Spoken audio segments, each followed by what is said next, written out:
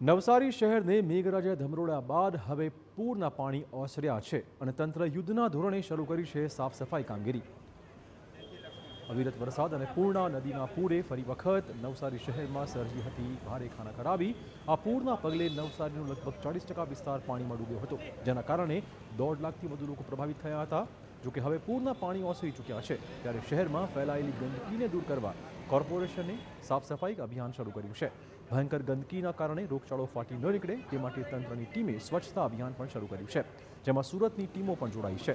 શહેરના શાંતાદેવી રોડ પર 10 થી 12 ફૂટ જેટલા પાણી ભરાયા હતા, જેમાં 500થી વધુ 4 વ્હીલર ડૂબી ગયા હતા, જ્યારે કે સમગ્ર જિલ્લામાં 2000થી વધુ 2 વ્હીલર ડૂબી જતા લોકોને મોટું નુકસાન પહોંચ્યું છે।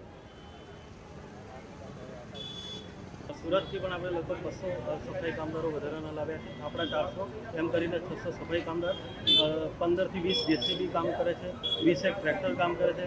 એમ તમામ જગ્યાએ બહુ સારી રીતે સફાઈ કામગીરી થઈ છે। રોગચાળા માટે ન ફેલાય એના માટે રોગચાળા માટે પણ આપણી 50 ટીમો જે છે એ મેલાથોન અને લાઈવ ડસ્ટિંગ કરી રહી છે અને મેલેરિયલ ઓઇલ જે છે એનો છંટકાવ પણ ચાલી રહ્યો છે। શેની જરૂર છે હાલ છે? હાલ જે છે મોસ્ટ પ્રાયોરિટી સફાઈ અભિયાનની છે। જે એરિયા જે છે એમાંથી કાદવ કિચડ દૂર થાય, પછી ટેન્કરથી ધોવાઈ જાય અને એના પર જંતુનાશક દવાનો સ્પ્રે થઈ જાય, એ અમારી પ્રાયોરિટી। ટ્રેનની સ્પીડ જેટલી બધી હતી શાંતાદેવી રોડમાં વધવાની, ઘણા બધા બાઇકો બહાર કાઢી નહોતા શક્યા। ઘણા બધા વ્યક્તિઓ કોઈ સુરત જોબ કરતા હોય ને એમની બાઇકો અહીંયા હોય તો આ કાઢી નહોતા શક્યા। લગભગ 500થી 550 બાઇકો રેલમાં આવી ગયેલ હોય અને લગભગ 30થી 50 ટુ વ્હીલ રેલના પાણીમાં આવી ગયેલ હોય, એટલે બાઇકોનું તો નુકસાન છે। સાથે સાથે અમે પુરાભાઈ અને એમએલએ સાહેબ એમને રજૂઆત કરી છે કે દુકાનવાળાને ખાસું નુકસાન થયું છે, તો એમને સુરતની જેમ વળતર અપાવે।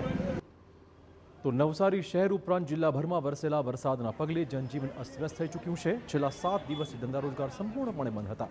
જોકે હવે ગંદકીનું સામ્રાજ્ય દૂર થતાં ધીમે ધીમે શાકભાજી માર્કેટ તેમજ અન્ય માર્કેટ શરૂ થઈ રહ્યા છે અને પૂરના કારણે ઘરમાં પૂરાઈ રહેલા લોકો કામધંધે લાગી રહ્યા છે।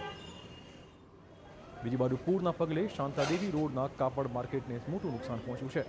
અહીંયા સૌથી વધુ દુકાનો રેડીમેડ ગાર્મેન્ટ્સ, સાડી તેમજ કાપડની છે।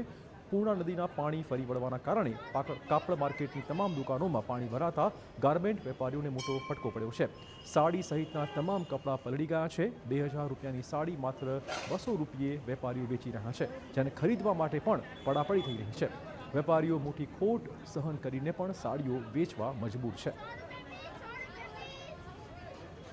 આજે અતિશય પૂરના કારણે અમારા શાંતાદેવી વિસ્તાર બહુ અતિશય વરસાદથી આખો પૂર આવીને આખી દુકાનો ભરાઈ ગયેલી છે। એમાં અતિશય નાના વેપારીઓને અને દુકાનદારોને માલ પલરેલો છે કે એના વેપારના કારણે આ બધું અમે સેલમાં કાઢેલું છે, કારણ કે એ હોલસેલનો ભાવ છે, છતાં અમારે ન છૂટક્યાના કારણે આ ઓછા ભાવમાં અમારે કાઢવું પડે છે। અમારે નુકસાની ભોગવીને પણ અમારે થોડો ઘણો અમારા માટે રાહત દર થાય એ માટે થોડો અમારે આ બધું કાર્ય કરવું પડે છે। કેટલું નુકસાન છે? નુકસાન અમારે વધારે પડતું છે, 8-10 લાખનું નુકસાન હશે અમારે।